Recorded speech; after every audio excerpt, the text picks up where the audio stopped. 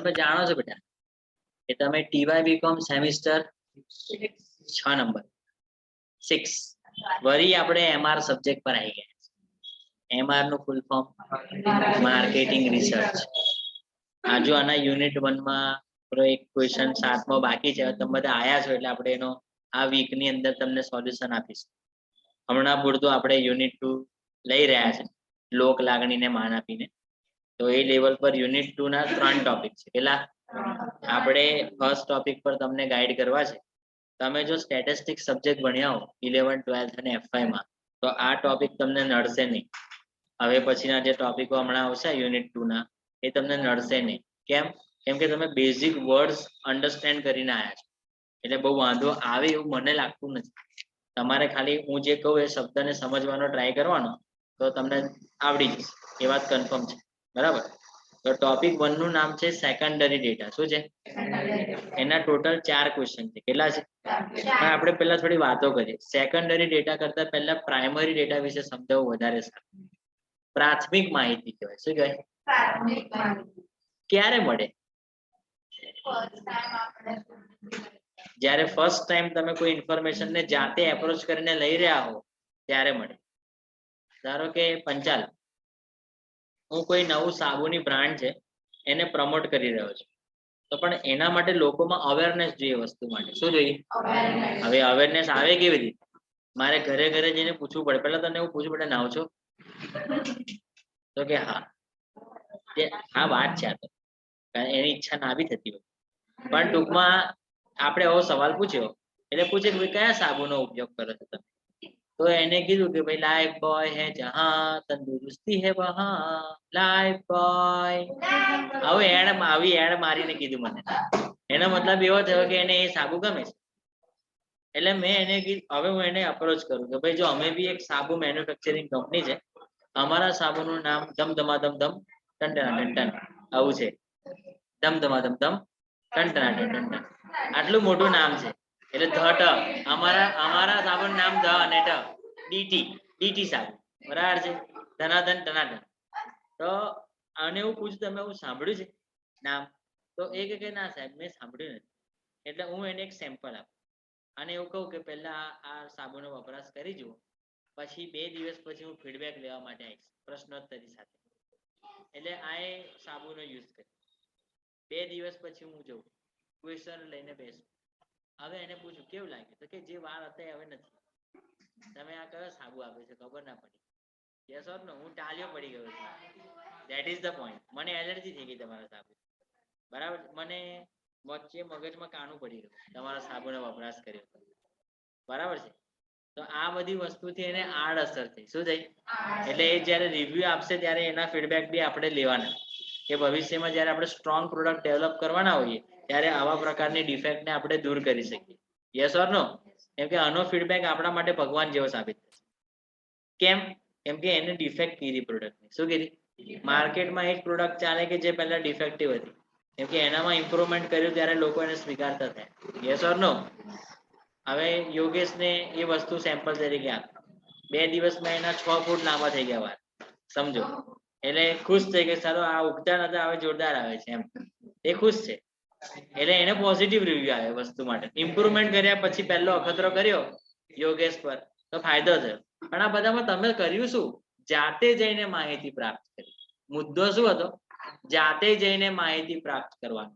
બોલો માનતે હો? Yes or નો? હવે માનસિકતા ધ્યાનમાં રાખજો ખાસ. પહેલી, જ્યારે બી તમે ફર્સ્ટ ટાઈમ કોઈ ડેટાને પ્રોડ્યુસ કરો છો, જાતે જઈને એની તપાસ કરો સર્વે ફીડબેકના માધ્યમથી, તે બધી તમારી પ્રાઇમરી ઇન્વેસ્ટિગેશનનો પાર્ટ છે, પ્રાઇમરી ડેટાનો પાર્ટ છે કે જેમાં તમે પોતે ઇન્વોલ્વ થઈને ડેટા લાયા છો. ડેટા અને ઇન્ફોર્મેશનમાં ફરક છે. મેં શરૂઆત કરી ત્યારે કીધેલું. ડેટા બલ્કમાં હોય, રો ફોર્મમાં હોય, ઇન્ફોર્મેશન સ્પેસિફિક હોય. ભારત દેશની વસ્તી 150 કરોડ તે ડેટા છે. એમાંથી બેરોજગાર 25 કરોડ એની ઇન્ફોર્મેશન છે. Yes or no? Primary data જે છે કેમ ડેટા કહે છે કે એમાં બધું સમાન હોય. કોઈ સ્પેસિફિક લેવલનું ઇન્વેસ્ટિગેશન ના હોય, ઓવરઓલ હોય. કેવું હોય? હવે જ્યારે પ્રાઇમરી ડેટાની વાત કરો છો તો આ બધી સંસ્થાઓ છે. શું છે? કે જે લોકો આવા પ્રકારના ડેટા કલેક્ટ કરે છે અને ક્લાયન્ટ બેઝ પછી એને વેચે છે.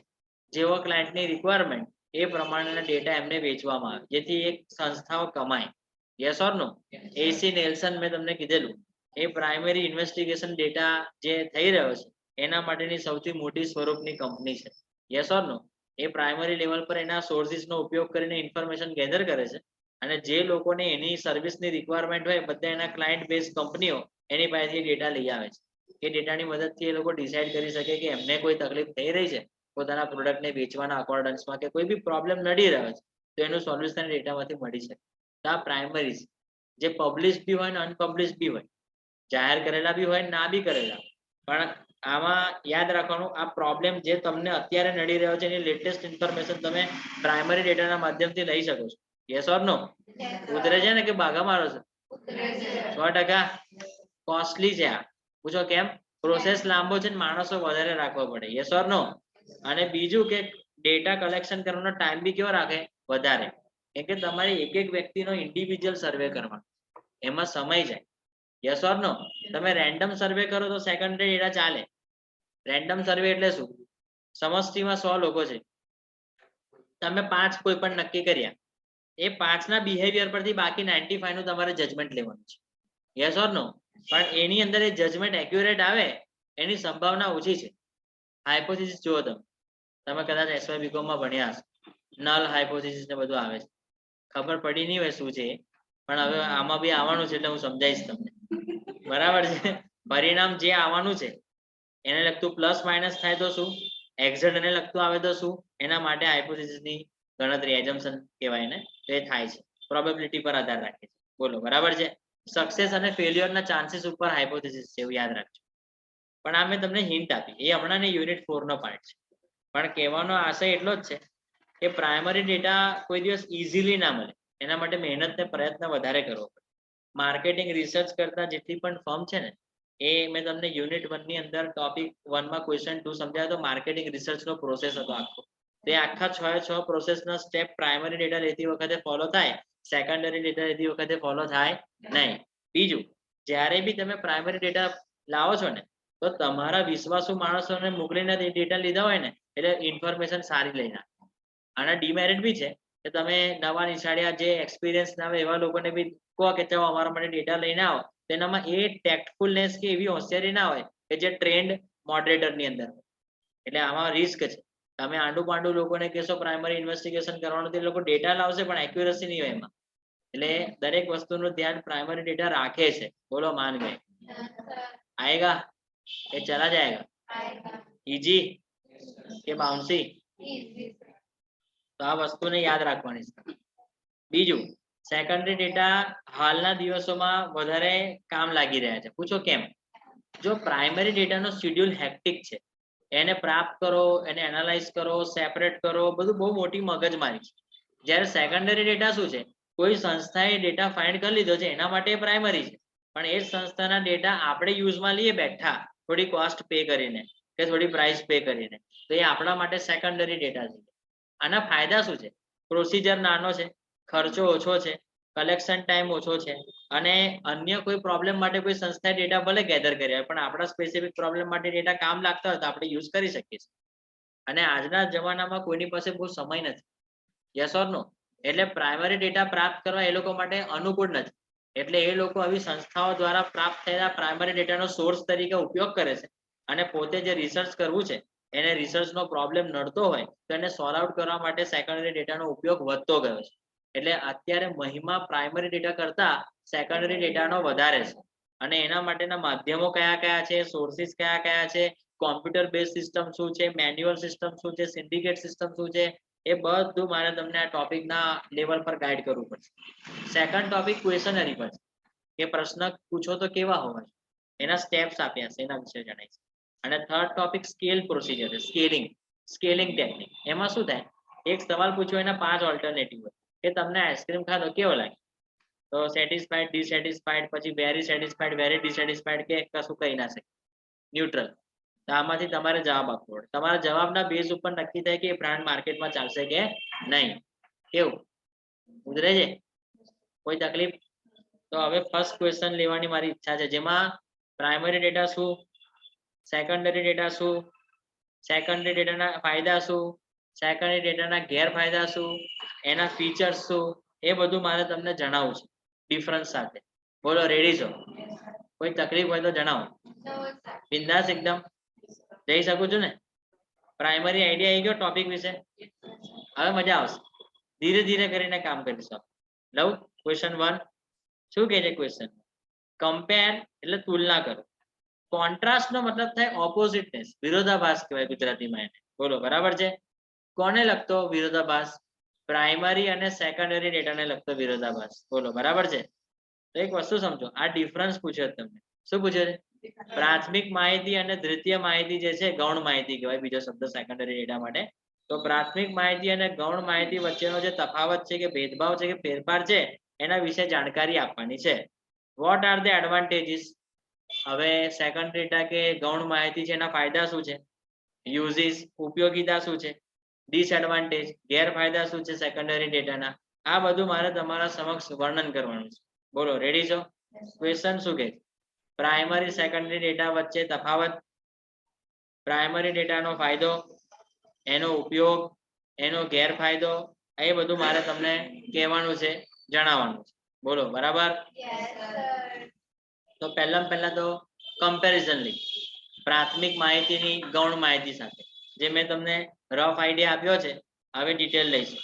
કેમ કે પ્રાઇમરી ડેટા હંમેશા સ્પેસિફિક પ્રોબ્લેમને સોલ્વ કરવા માટે યુઝ થાય. શું બોલ્યા હું?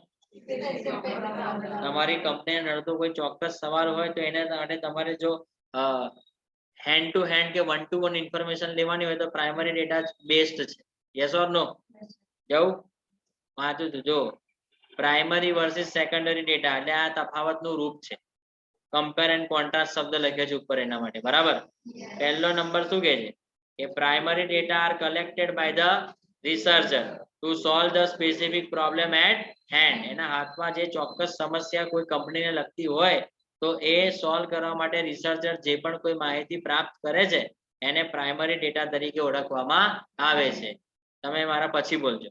Primary data are collected by the researcher to solve the specific problem at hand. બોલો આટલું ક્લિયર છે? પણ હવે બીજી બાજુ વિચારો, સેકન્ડરી ડેટામાં શું થાય છે કે જે ઓલરેડી કોઈ અધર પર્પસ માટે કોઈ અધર સંસ્થાઓએ શોધી લીધા છે, કોઈ સ્પેસિફિક પ્રોબ્લેમ માટે નથી શોધેલા, જનરલ ડેટા છે. આ ડેટા જાહેર કરેલા બી હોય ને ના બી હોય, તમને એને શોધતા આવડવું જોઈએ ને તમારા પોતાના પર્પસ માટે એનો કોઈ ઉપયોગ થતો હોય તો એ ઉપયોગ કરતા આવડવું જોઈએ. કોઈ સ્પેસિફિકેશન માટે સેકન્ડરી ડેટા હોતા નથી. એ જનરલ ડેટા છે. કેવા છે? એપ્લિકેબલ ટુ ઓલ, જેને જોઈએ મળશે. પણ એમાંથી તમારા કામનું કેટલું છે એ તમારે ડેટાનું એનાલિસિસ કર્યા પછી નક્કી કરવાનું. Yes or no? ઈઝી છે? તો હું વાંચું છું. ઓન ધ અધર હેન્ડ, બીજી બાજુ શું થાય છે? Secondary data R those data which have been already collected for other purpose and not for specific problem. Such data may be published and unpublished. જાહેર કરેલા હોય તો સારું છે, ના કરેલા હોય તો પણ સારું છે. મળે ખરા, પણ એ જરૂરી નથી કે ઓફિશિયલી ડિક્લેર થયેલા હોવા જ જોઈએ. બોલો ક્લિયર છે? આ તફાવતનો પહેલો મુદ્દો છે. આવી જાય છે? બીજો પોઈન્ટ શું કે પ્રાઇમરી ડેટા ઇઝીલી કોઈ દિવસ કલેક્ટ થાય નહીં, કેમ કે એમાં માર્કેટિંગ રિસર્ચ પ્રોસેસના 6 સ્ટેપ ઇન્વોલ્વ છે. જ્યારે સેકન્ડરી ડેટા ક્વિકલી શોર્ટ ટાઈમમાં પ્રાપ્ત થઈ જાય. કેમ? એમાં પ્રોસિજર પહેલેથી અડોપ્ટ થઈ ગયો છે, કોઈનું શોધેલું છે, આપણે યુઝ કરવાનું, એટલે આપણને બહુ વાર લાગે. બોલો બરાબર? તો primary data can not be easily collected because collection of primary data involves all the 6 steps of marketing research. બોલો આવી જાય? Secondary data can be obtained quickly and easily in short time. મેં તમને પહેલા બી કીધું, ઝડપથી, સરળતાથી, ટૂંકા ગાળાના અનુસંધાનમાં તમને મળી જશે સેકન્ડરી ડેટા. આવી જાય? કલેક્શન ઓફ પ્રાઇમરી ડેટા કેવું છે? મોંઘું છે, ખર્ચાળ છે, સમયનો બગાડ છે. જ્યારે પેલામાં ઊંધું કરી દેવાનું. સેકન્ડરી ડેટા કલેક્ટ થાય છે ઓછા ખર્ચે અને ટૂંકા ગાળાની અંદર. બોલો માન ગઈ? તો સી પોઈન્ટ ને એકવાર રિપીટ કરું છું, ધ્યાન આપજો. Collection of primary data is costly or expensive end time consuming, whereas secondary data can be collected at relatively low cost and in a short period of time. જણાવો છે કઈ પૂછવા લાયક કામ? ઈઝી છે? પાક્કું છે? જવું? હવે કમ્પેરિઝન આપી છે કઈ બાબતમાં? પ્રાઇમરી અને સેકન્ડરી ડેટાના બાબતમાં, જેમાં પોઈન્ટ્સ ઓફ ડિફરન્સ દેખાય છે. એમાં બે પ્રકારના ડેટા તમારી સાથે જોડાયેલા છે, પ્રાઇમરી ડેટા અને સેકન્ડરી ડેટા. એમાં પહેલો પોઈન્ટ શું લખ્યો છે? હેતુ, એટલે માહિતી એકત્રિત કરવાનો હેતુ. તો ભાઈ જે સમસ્યા ઓન હેન્ડ છે તમારા, અભી કે અભી, તો એના માટે પ્રાઇમરી ડેટા.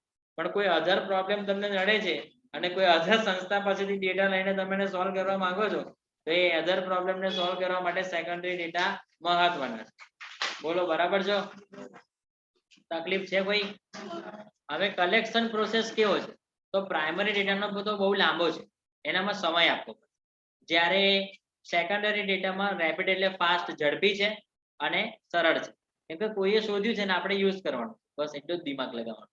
આવી જાય? કલેક્શન કોસ્ટ કેવી છે? પ્રાઇમરી ડેટાની વધારે જ ઓબ્વિયસલી આવવાની છે. પેલું રિલેટિવલી કમ્પેરેબલ લો છે. કલેક્શન ટાઈમ કેવો છે? લોંગ છે. પેલો કેવો છે? શોર્ટ છે. બોલો કેવું રહ્યું? મજા છે ચેપ્ટરમાં કે લોચા છે? ઈજી. તો હવે આના એડવાન્ટેજીસ તરફ લઈ જાઉં છું. હું પહેલા પ્રાઇમરી લેવલ પર વાત કરીશ, પછી આપણે એટલે મીન્સ પ્રાથમિક રીતે બધી વાત કરીશ, પછી આપણે એને ડિટેલમાં લઈશું. પ્રાઇમરી ડેટાની વાત નથી કરવાની, પ્રાઇમરી ડિટેલ આપું, પ્રાઇમરી લેવલ પર વાત કરીશું કે ભાઈ આ ડેટા તમને સરળતાથી મળી શકે છે. બોલો હા. ઝડપથી મળી શકે છે. બોલો હા.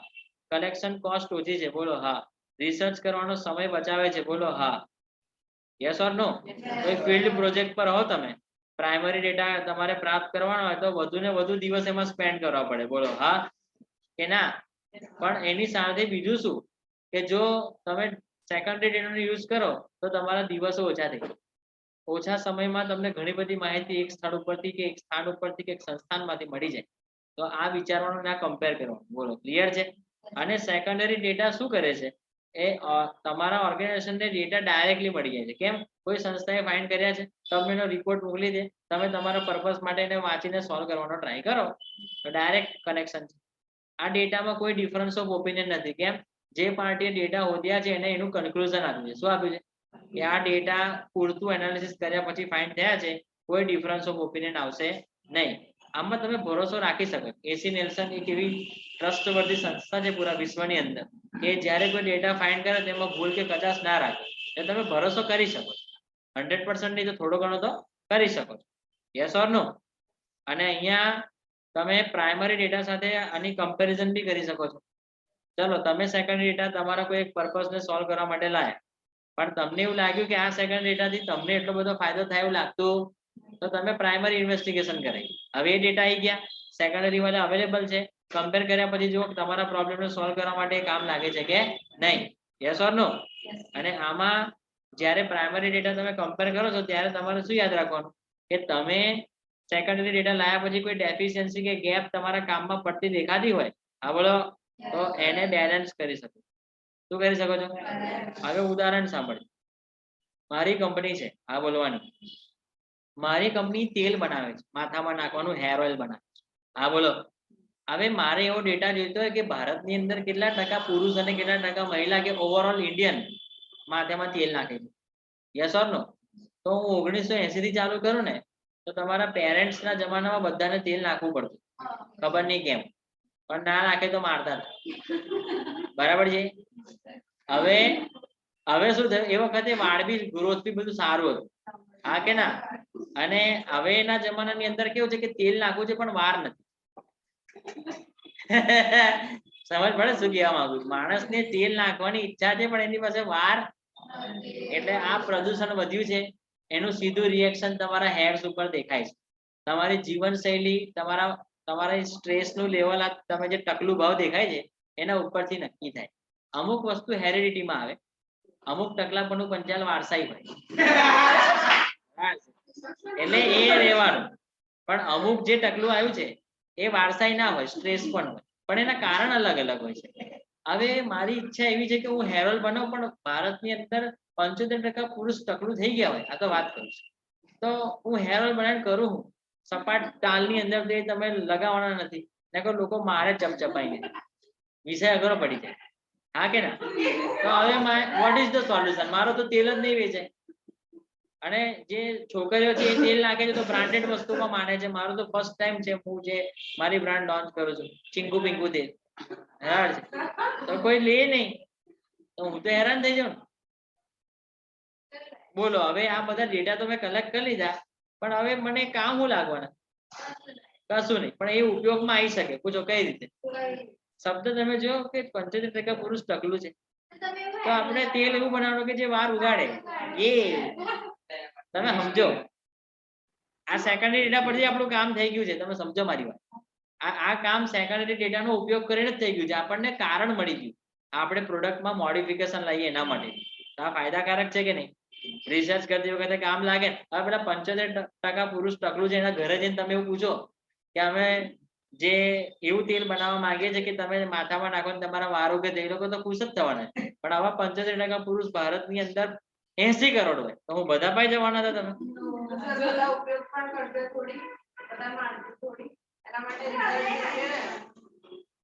પંચાલ છે ને, આપણે એને બ્રાન્ડ એમ્બેસેડર બનાવીશું, બરાબર છે. એક વાળથી 1000 વાળ ઉગાડ્યા છે, બરાબર, એવું આપણે લોન્ચ કરીશું. ઈઝી, ખબર પડી કે નહીં? એટલે તમે જો પ્રાઇમરી ભલે ઇન્વેસ્ટિગેટ ના કરી, પણ સેકન્ડરી ડેટાની હેલ્પથી તમારું કામ નીકળી ગયું. આઈડિયા આવી જાય તમારા માઇન્ડમાં, પણ આવો ડેટા તમારી પાસે હોવો જરૂરી છે. થોડો ભરોસો રાખવો પડે. બોલો, ક્લિયર છે? આવી જાય છે ને? તો હવે હું એડવાન્ટેજીસ તરફ જઈ શકું છું? બોલું, સાંભળજો ધ્યાન. એડવાન્ટેજ ઓફ સેકન્ડરી ડેટા દેખાય છે? They are easily and quickly available. જેવું સરળતાથી અને ઝડપથી પ્રાપ્ત થવા માટેનું એક સારી માધ્યમ છે. Collection of secondary data is inexpensive, lower cost, ખર્ચો ઓછો થાય છે. દે આર ક્વિકલી અવેલેબલ, જલ્દીથી મળી જાય છે. So they save the time of research, રિસર્ચનો સમય બચાવે. તમે પ્રાઇમરી ઇન્વેસ્ટિગેટ કરો તો 2 વર્ષ થાય, આ સેકન્ડરી ડેટામાં 10 દિવસમાં પૂરું થઈ જાય, પ્રોડક્ટ લોન્ચ બી થઈ જાય, રિસર્ચ કર્યા પછી, માન્યતા મળ્યા પછી. તો અહીંયા શું થાય છે? ક્વિકલી અવેલેબલ છે અને તમારો સમય પણ બચાવે છે. સેવ the time of research. Example, a field project of collecting primary data requires go to go લખ્યું છે, એને બદલે લખો more and more days. go to go શબ્દ ખોટો છે, એને બદલે more and more days તરીકે તમે એને બતાવો. go to go days ની જરૂર નથી, more and more days ની જરૂર. go to go નહીં. or more શબ્દ કાઢ નાખજો. આપણે more and more શબ્દ એડ કરવાનો છે, go to go કાઢીને. days એવું નહીં, or more કાઢ નાખો. Secondary data can be collected in few days. પ્રાઇમરીમાં તો બધા બહુ દિવસ થાય, પણ આમાં થોડા ઘણા દિવસમાં તમારું કામ થઈ જાય. બોલો, માન ગયે? કોઈ તકલીફ છે નહીં? બી પોઈન્ટ દેખાય? Secondary data provide that information which cannot be collected by any organization direct. આવ્યું માઇન્ડમાં? સેકન્ડરી ડેટા એવા પ્રકારની માહિતી પ્રદાન કરે છે કે જો કોઈ કંપનીએ ડાયરેક્ટ પ્રાપ્ત નથી કરી. કેમ? કોઈ સંસ્થા છે જેને પ્રાપ્ત કરી છે અને બીજા બધા એનો વપરાશ કરે. રિલાયન્સે કોઈ સર્વે કર્યો હોય તો એ સર્વે કઈ જનરલ ના મૂકે, એટલે એના પોતાના પ્રોડક્ટ માટે કરેલો. પણ એસી નેલ્સને તો રિલાયન્સ, ટાટા, વિપ્રો બધાનો સર્વે કરેલો, તો એ એના વેબસાઇટ પોર્ટલ પર મૂકી શકે તો ચાલે. પણ રિલાયન્સ પોતે એક કંપની છે અને પોતે જે કરેલી ઇન્વેસ્ટિગેશન છે બીજાને કહેવાની છે, એ તો ફાયદો તો એને લેવાનો છે ને. એ ઓળખી તમને ઇન્ફોર્મેશન પ્રાપ્ત કરવામાં હેલ્પ કરશે. એ તો કોઈ સંસ્થા હશે કે જે જ્યારે આવા ડેટા પ્રાપ્ત કરીને પબ્લિશ કરવાની ઈચ્છા કરતી હશે ત્યારે કરશે. બોલો, બરાબર? જો વાંચો છું ફરી. Secondary data provide that information which cannot be collected by any organization direct. બોલો, માન ગયે? ઈ દેખાય છે? they are unbiased, એટલે કોઈ પણ પ્રકારના ભેદભાવ વગર કે તફાવત વગરનો ડેટા હોવો જોઈએ. they are more reliable, એના પર તમે ભરોસો કરી શકો છો. they can be used as a basis for comparison with primary data. મેં કીધેલું, પ્રાથમિક ડેટા જે બી તમે કદાચ પહેલા સેકન્ડરી લે, પણ પછી તમને એવું ફિલિંગ આવ્યું કે મારો પ્રોબ્લેમ તો પ્રાઇમરી ડેટા પ્રાપ્ત કર્યા પછી જ સોલ્વ થવાનો છે, તો એ પ્રાઇમરી ડેટા લાયા પછી એ સેકન્ડરીને કમ્પેર કરો અને આઈડિયા લાવો કે શું કરવા જેવું છે. Yes or no? such comparison is helpful to know the deficiency and gaps. તો આનામાં શું છે કે તમે જે રિસર્ચ કરો છો અને તમારા થકી જે ઇન્ફોર્મેશન અને સેકન્ડરી ડેટામાં જે ઇન્ફોર્મેશન અવેલેબલ છે એમાં ડિફરન્સ છે, ગેપ છે, ઇનસફિશિયન્સી છે, તેને પૂરવા માટે સેકન્ડરી ડેટા હેલ્પ કરી શકે. જણાવો. ક્લિયર છો? એવું આગળ? હવે નેક્સ્ટ પાર્ટ છે યુઝિસ. કઈ જગ્યાએ તમે સેકન્ડરી ડેટાનો ઉપયોગ કરી શકો છો. તો બધા બહુ બધા પર્પસ કે જેમાં સેકન્ડરી ડેટાનો યુઝ થાય. કોઈ સમસ્યા તમને નડે છે, વેચાણની વસ્તુ, ગ્રાહક આકર્ષિત નહીં થતા, માર્કેટનો કયો ટુકડો આપણો છે, નવા જનરેશનના ગ્રાહકોની ટેસ્ટ પ્રેફરન્સ કેવી છે, આ પ્રોબ્લેમ છે, તમને ખબર નથી, પણ સેકન્ડરી ડેટાના મદદથી તમે પ્રોબ્લેમને શોધી શકો છો. બોલો બરાબર છે? પ્રોબ્લેમને ક્લિયરલી ડિફાઇન કરી શકો છો. બોલો બરાબર છે? પ્રોબ્લેમનું સોલ્યુશન પ્રોપર મેનરમાં આપી શકો છો. બોલો ક્લિયર છે? તમે પ્રોપર રિસર્ચ ડિઝાઇન કરીને કામ આગળ વધારી શકો છો. બોલો ક્લિયર છે? રિસર્ચ ક્વેશ્ચનને ધ્યાનમાં રાખીને આગળ વધી શકો છો. બોલો ક્લિયર છે? જે બી એજમ્પશન તમે આ એક્ઝામિનેશન કરવા માટે કર્યા છે ને તમે શું કહેવાય મેચ કે બેલેન્સ કરી શકો છો. કેમ કે દરેક વસ્તુમાં ઓબ્ઝર્વેશન આવશે, કન્ક્લુઝન આવશે, પ્રયોગો આવશે, એક્સપેરિમેન્ટેશન આવશે, એનું પરિણામ આવશે. એ બધું તમે સેકન્ડરી ડેટાને મેચ કરી શકો. યસ ઓર નો? કેમ? કેમ કે કોઈ પણ પ્રોડક્ટને પસંદ કરતા પહેલા જે સેકન્ડરી ડેટાનો સર્વે કરે તો એને ફાયદો થાય. સમજો રિવ્યુઝ આવે, તમે ગૂગલ પર જાઓ એટલે કોઈ જગ્યાએ જમવા બેઠા છો, સ્ટારબક્સમાં કોફી પીધી તમે, એટલે પછી ત્યાં સર્વે આવે, કેવું લાગે? પેલા સ્ટાર રેટિંગ આવે, પછી એ લોકો ક્વેશ્ચનરી પૂછે, એટમોસ્ફિયર કેવું લાગ્યું, અંદરનું જે પણ કામકાજ હતું એ તમને માહોલ કેવો લાગ્યો, અન્ડરસ્ટેન્ડિંગ કેવું લાગ્યું, કનેક્ટિવિટી કેવી લાગી. તો આવા બધા તમારે ફીડબેક આપવાના. ફીડબેકના આધારે એના રેટિંગ નક્કી થાય. જેટલા રેટિંગ નક્કી થાય એટલું તમારે ટ્રસ્ટ વર્ધીનેસ તમારી બ્રાન્ડમાં લોકોની વધે અને લોકો તમારી પ્રોડક્ટને પ્રિફર કરવાનો ટ્રાય કરે. યસ ઓર નો? આવ્યું ગયું? સમજ પડી શું બોલી ગયો? ઓકે. તો પ્રોપર રિસર્ચ ડિઝાઇન તૈયાર કરો, રિસર્ચ ક્વેશ્ચન તૈયાર કરો, સ્પેસિફિક એજમ્પશન તૈયાર કરો અને મીનિંગફુલ મેનરમાં પ્રાઇમરી ડેટાને ગાઈડ કરવાનો કે સમજાવવાનો ટ્રાય કરો. જનરલી માર્કેટિંગ રિસર્ચ સેકન્ડરી ડેટાથી જ ચાલુ કરવાનું, કે જેની અંદર શું થાય છે, પ્રાઇમરી ડેટા કલેક્ટ કરવામાં આવે છે અને પ્રાઇમરી ડેટા ત્યારે જ કલેક્ટ કરવામાં આવે છે કે જ્યારે સેકન્ડરી ડેટા પ્રોપર મેનરમાં ઇન્ફોર્મેશન પ્રોવાઈડ કરતા ના હોય. એક વસ્તુ સમજો, કામ થઈ જતું હોય ત્યાં સુધી સેકન્ડરી ડેટા બરાબર છે, કામ ના થતું હોય તો પ્રાઇમરી ડેટા જે છે એને ઇન્વેસ્ટિગેશનનો પાર્ટ ધ્યાનમાં રાખીને આગળ જવાનું. કેમ કે સેકન્ડરી ડેટા હથિયાર મૂકી દે ત્યાર પછી પ્રાઇમરી ડેટા હથિયાર ઉપાડે. તો યાદ રાખો. કેમ?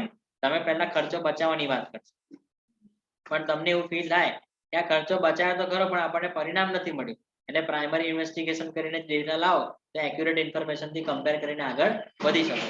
બોલો ડન? આવ્યું ગયું? તો હવે આ યુઝિસ ને વાંચી રહ્યો છું. બોલો રેડી છો? તો secondary data are useful for a variety of purposes or objectives. Some of them are as નીચે મુજબ: to identify the problem, સમસ્યાને શોધી લો; to define problem clearly, સમસ્યાને સ્પષ્ટ રીતે વ્યાખ્યાયિત કરી દો; to develop an approach or way to take the solution of the problem, સમસ્યાનું નિવારણ તમે કરી શકો છો; to make an appropriate or proper research design, યોગ્ય સંશોધનની રચના કરી શકો છો; to answer certain research questions, સંશોધનને લગતા સવાલો પૂછી શકો છો; and to test a specific hypothesis, જે ચોક્કસ assumption તમે ડેટાને લગતું લગાવ્યું છે એનો ઉપયોગ કરી શકો. હેર ઓઇલ મગજમાં રાખવાનું, ટકલા તેલ એના ઉપરથી આપણે નક્કી કરીશું, બાલ્ડ ઓઇલ, બરાબર છે. To interpret primary data in meaningful manner, interpret એટલે ડિસ્કસ કરો, જે બી પ્રાઇમરી ડેટા છે એને અર્થપૂર્ણ રીતે. And generally marketing research start with secondary data. બોલો ક્લિયર છે? It becomes necessary to collect primary data only when secondary data do not provide sufficient. મેં પહેલા જ કીધું ને, તમે પ્રાઇમરી ડેટા લેશો ના નથી, પણ એ પહેલા સેકન્ડરી ડેટા લઈ આવશો, પણ એમાંથી તમને પૂરતી માહિતી નિર્ણય કરવા માટે ના મળતી હોય તો પ્રાઇમરી ઇન્વેસ્ટિગેશન થી પ્રોબ્લેમ નું સોલ્યુશન કરી શકો. જણાવો રાજા. બરાબર છો? આજનું છેલ્લું શું નામ છે? સેકન્ડરી ડેટાની તકલીફ છે. બોલો બરાબર છે? શું તકલીફ છે? કે સેકન્ડરી ડેટા કલેક્ટ તો થયા હતા પણ કોઈ બીજા પર્પઝ માટે, પણ તમારો જે કરંટ પ્રોબ્લેમ છે એ સોલ્વ ના પણ થાય. બોલો ક્લિયર? તમે ટકલા તેલ બનાવી દીધું, ચાલો સર્વે નહીં કર્યું, બનાવ્યું, માર્કેટ ની અંદર એ પ્રોડક્ટ ફેલ ગઈ. પૂછો કેમ? 75% માંથી 70% ટકલાઓને એવું ખબર છે કે હું કોઈ પણ પ્રયોગ કરીશ મારા વાર નહીં આવે. તકલીફ આવ્યું માઇન્ડમાં? તો એ તમે પ્રાઇમરી ઇન્વેસ્ટિગેશન કરી હોત તો ફાયદો થાત ને, કે ના થાત? પણ એવું થયું, ભૂલ પડી ગઈ, આ ડિસએડવાન્ટેજ. બીજું, સેકન્ડરી ડેટા જે છે એ તમારી ઇમિડિયેટ નીડ રિસર્ચર તરીકે સોલ્વ નહીં કરતા. કેમ? ડેટા કોઈ અધર પર્પઝ માટે સિલેક્ટ થયા છે કે કલેક્ટ થયા છે, તમે તમારા કોઈ પ્રેઝન્ટ ક્રાઇટેરિયાના કનેક્શનમાં એને વાપરો છો, ના ચાલે. હવે ધારો કે 75% પુરુષ ટકલું છે એવું 1995 નો સર્વે હતો એવું માનો, હવે આજે જમાનો 2022 છે, થોડું તો પરિવર્તન આવ્યું છે ને ભાઈ. તો એવું જોવાનું નહીં, ખાલી એવું જોવાનું કે 75% લોકો ટકલું છે એવું જ જોવાનું. અમુક વાર સેકન્ડરી ડેટા જેને કલેક્ટ કર્યા હોય, એટલે જેને પ્રાઇમરી કરે છે આપણા માટે સેકન્ડરી છે, પણ એ એક્યુરેટ ના બી હોય, સારા ઇન્વેસ્ટિગેશન નો ઉપયોગ ના કર્યો હોય, ઇન્વેસ્ટિગેટરનો સારું ઇન્ફોર્મેશન કલેક્ટ કરવા માટેની ક્વેશ્ચનરી ના બનાવી હોય, તો આ બધી વસ્તુ ભૂલ પાડે છે. બોલો ડન છે. અને અમુક વખત શું થાય છે, તમારા ડેટા જે છે કરંટ કે પ્રેઝન્ટ નીડ ને મેચ નહીં કરતા. 95 2022 નો ડિફરન્સ બતાવો 25-26 વર્ષ. હા બોલો. તો એ ગેપ જે છે એ તમને આઉટડેટેડ ઇન્ફોર્મેશન ના કારણે તમારો રિસર્ચ નું જે પરફોર્મન્સ છે એ મેચ થવા દેતું નથી. યસ ઓર નો? અને આ ડેટા વાપરતા પહેલા આ ડેટાની એક્યુરસી ચેક કરી લેવી. ઘણા બધા લોકો નથી કરતા, એટલે ડિસએડવાન્ટેજ નો પોઈન્ટ રહે છે. બોલો ડન. બરાબર લાગે છે? એક નંબર દેખાય છે કે secondary data are collected for some other purpose. They may not be useful to solve the current problem. Secondary data do not satisfy the immediate need of researcher because they have been collected for other purpose. Some of the secondary data may not be accurate. Sometimes secondary data may not be current or present or recent data, so that they may give useless or outdated information.